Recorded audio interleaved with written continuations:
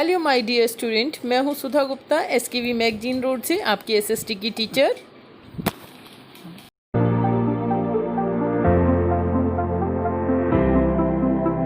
सामाजिक विज्ञान में आज हमें इतिहास के कुछ महत्वपूर्ण स्थल हैं जो स्वतंत्रता संग्राम से रिलेटेड हैं, उन्हें मैप पे लोकेट करना है। जैसे कि आप सभी को पता है कि हम लोग का मैप वर्क चल रहा है। हम सोशल स्टडीज़ में मैप वर्क कर रहे हैं लास्ट वीक से, और आज भी आपको मैप वर्क ही करना है। लेकिन आज आपको एक मैप में दो तरह की चीज़ें लोकेट करनी है, ठीक है। यानी आपको आज दो टास्क दिए गए हैं। एक टास्क नंबर 1, आपको कुछ प्लेसेस दिए गए हैं, उसे आप आइडेंटिफाई करेंगे और उनको नाम खुद लिखेंगे। उसका नाम दिया नहीं गया है, उसका नाम आपको खुद लिखना है, बस लोकेशन दी हुई है। और टास्क 2 है आपका कि कुछ नेम्स दिए हुए हैं जो हमारे फ्रीडम फाइट से रिलेटेड हैं, यानी स्वतंत्रता संग्राम से रिलेटेड हैं। उस प्लेसेस को, उन जगहों को आपको मैप में दर्शाना है, और ये मैप में लोकेट नहीं किया गया है, इसे आपको खुद ही दर्शाना है। तो देख लेते हैं क्या बोला गया है। भारत के राजनीतिक रेखा मानचित्र पर भारतीय राष्ट्रीय कांग्रेस के अधिवेशन से संबंधित कुछ स्थलों को प्रदर्शित किया गया है। भारतीय राष्ट्रीय कांग्रेस क्या था?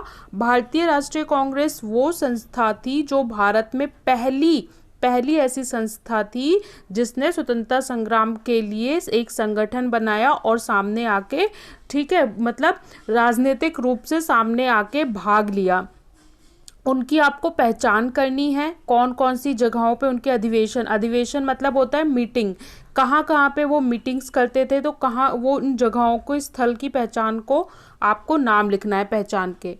दूसरा दिया गया है, भारत के उसी राजनीतिक रेखा मानचित्र पर भारत के स्वतंत्रता संग्राम से संबंधित निम्न स्थलों को दर्शाइए। कौन कौन से स्थल? ये आप जब इतिहास का चैप्टर पढ़ेंगे, चैप्टर नंबर 3 भारत का इतिहास, जिसमें भारत में राष्ट्रवाद, आपका चैप्टर है भारत में राष्ट्रवाद। जब आप इस चैप्टर को पढ़ेंगे तो यहाँ पे जो भी स्थल दिए हुए हैं इसके बारे में पूर्ण विस्तार रूप से आप अध्ययन करेंगे, जो बहुत इम्पोर्टेंट है। आज हम उसे मैप पे देखेंगे, ठीक है। उसमें से एक स्थल है चंपारण। ये वह स्थल है जहाँ पे गांधी जी द्वारा सत्याग्रह चलाया गया था, और सत्याग्रह और बाकी सारी चीज़ें आप चैप्टर में पढ़ेंगे। दूसरा है खेड़ा, ये भी एक सत्याग्रह का स्थल है। तीसरा है अहमदाबाद, ये भी सत्याग्रह का एक स्थल है। चौथा है अमृतसर, पांचवा है चौरी चौरा, और छठा है डांडी। तो ये सभी स्वतंत्रता संग्राम से रिलेटेड स्थल हैं। अब देख लेते हैं मानचित्र में, जो आपको पहला टास्क है उसमें आपको 3 स्थल दिखाए गए हैं। एक ये स्थल है, दूसरा ये स्थल है, तीसरा ये स्थल है। इसकी पहचान करके आपको नाम लिखना है और बाकी जितने भी जगह दी हैं उसे मैप में फिल करना है। तो मैप में मैं आपको फिल करवाऊंगी, उससे पहले आपके लिए एक कोविड के संदर्भ में संदेश है, उचित व्यवहार संबंधी संदेश। अपने हाथ नियमित रूप से साबुन और पानी से धोएं। तो आपको अब और ज़्यादा आपको अपने हैंड वॉश करने की ज़रूरत है, और ज़्यादा अपना ध्यान रखने की ज़रूरत है, क्योंकि दिल्ली का जो पॉल्यूशन लेवल है वो बहुत ज़्यादा इंक्रीज़ हो चुका है। दिवाली के टाइम पे हमारे यहाँ पॉल्यूशन राइज हो जाता है। तो नंबर 1 पॉल्यूशन इंक्रीज़, नंबर 2 मौसम चेंज जिसकी वजह से वायरल स्प्रेड, और नंबर 3 कोविड का रेट भी बढ़ चुका है। तो इसलिए आपको ज़्यादा प्रोटेक्शन, ज़्यादा केयर करनी है।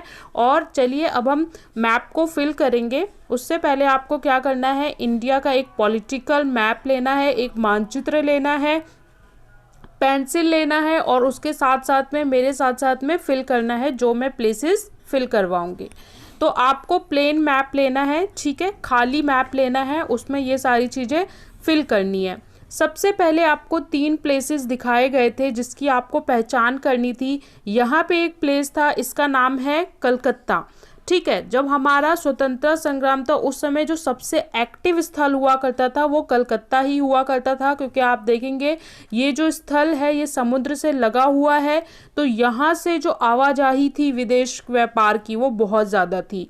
दूसरा क्या है, यहाँ पे आपको एक लोकेशन दिखाई गई है मद्रास। ये भी आप देख सकते हैं कि समुद्र से लगा हुआ है। तो जो स्थल समुद्र से लगे होते थे, जहाँ पे पतन होते थे, जहाँ पे नौका आ सकती थी, वो जो सबसे ज़्यादा महत्वपूर्ण स्थल हुआ करते थे। तीसरा आपका जो दिखाया गया था वो है बॉम्बे। ठीक है, ये वाला स्थल दिखाया गया था, मतलब जो ये वाला पार्ट है ये कौन सा है, बॉम्बे। ठीक है, बॉम्बे कहा जाता था, अभी मुंबई कहते हैं। तो कोलकाता, बॉम्बे और मद्रास, यानी कि 1 2 3 तीन स्थल आपको दिखाए गए हैं, तीनों चीज़ें हो गई। अब इसके बाद आपको कुछ स्थल भरने को दिए गए थे जो स्वतंत्रता संग्राम से रिलेटेड थे। तो नंबर 1 सबसे ऊपर से शुरू करते हैं। यहाँ पे ये क्या है, अमृतसर। ठीक है, अमृतसर। तो यहाँ पे क्या आएगा, अमृतसर। अमृतसर आपको दिया हुआ है, आपने लोकेट कर दिया। इसके बाद सत्याग्रह से जो रिलेटेड है वो है 3 है, एक है अहमदाबाद। तो ये जो आपका गुजरात है, गुजरात में ही तीनों पड़ता है, ये है आपका अहमदाबाद। ठीक है, अहमदाबाद। इसके बाद है हमारा खेड़ा। तो खेड़ा भी हमारा पड़ता है गुजरात में। और डांडी, तो डांडी भी हमारा पड़ता है गुजरात में। तो ये तीनों स्थल किससे रिलेटेड हैं, सत्याग्रह से। सत्याग्रह आप सब जानते हैं, गांधी जी द्वारा चलाया गया अभियान था, आंदोलन था।